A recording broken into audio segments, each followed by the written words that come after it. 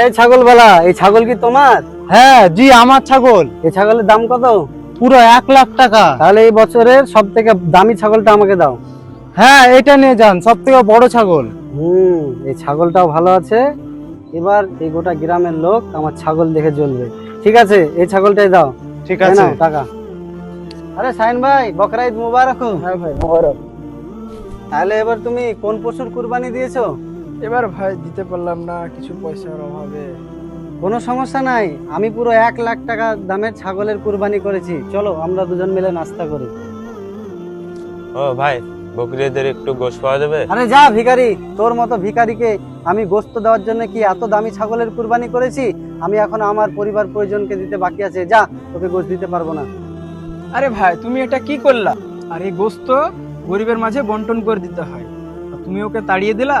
এটা কিন্তু ঠিক করলা না, এতে আল্লাহ নারাজ